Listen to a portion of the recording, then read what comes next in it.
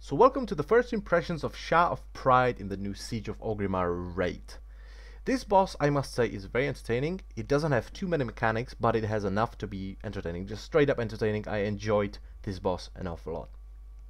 Now, what do we have? We have the boss in the middle of the room, who has absolutely huge hitbox. Look at that red circle. It's actually that huge. It's enormous. That's pretty awesome. Always good for melee.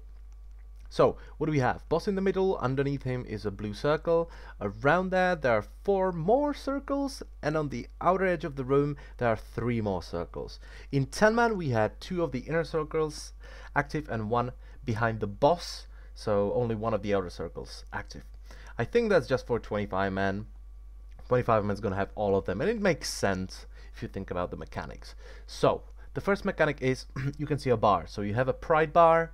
If you get hit by stuff or doing what you're not supposed to do, or sometimes just randomly, you're gonna get pride. If you get to 100 pride, the boss is gonna mind control you, increase your health by 500%. You will turn into Shah and start whacking on people. It happened to me once, and I started screaming, "Just DPS me down, DPS me down. I will see what happens," and you just die. So that's probably really bad. You don't want to be mind controlled anyway. So, you saw there are ads. Yes, the ads will spawn on players, and they're kind of like ball lightning on Lei Shen.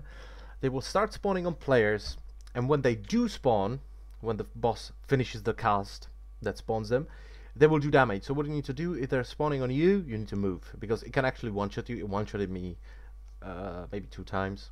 Then there's this big ad that just casts this bullshit. You can grip him, stun him, interrupt him, whatever you want. Pretty much everything works. So that's about the ads.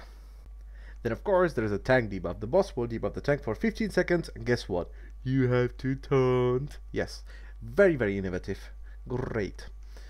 But for 15 seconds, if the boss hits the tank, he will generate 5 pride, which is not good. Then he will imprison 2 random players. He will never imprison the tanks. Into 2 of these inner circles, and they will gain large amount of pride and suffer 80,000 damage per second. If you leave them and do nothing, they will die from the ticking damage, and if you heal them, they will get to 100 pride, get mind controlled, and go headfirst to your raid. So, if you're imprisoned, what do you need to do? Well, 2 of these semicircles will change their color to orange, which you will see right about now. There we go. So 2 people need to stand on them. That's it. Then there is the Blessing of Titans debuff, which is not a debuff per se, but it appears as a debuff, or shows as a debuff in the UI. Few random players will be targeted by this spell. What you need to do is stack, and you get buffs, like a lot, like 30 or 35% buff to damage and healing, all the good stuff. And then there's the kind of a gimmicky idea where the more pride you have, you're gonna get some different effects from the usual boss ability. So one ability might do thing A, but if you have 25 pride, it's gonna do A and B. If you have 50 pride, it's gonna do A and C, and so on and so forth. But that's the boss. It's awesome. I really, really liked it. It's gonna be very good. I can't wait to just start raiding this. It's gonna be really, really awesome with my normal raid group. Not to say that this raid group was bad. We had a laugh. It was awesome.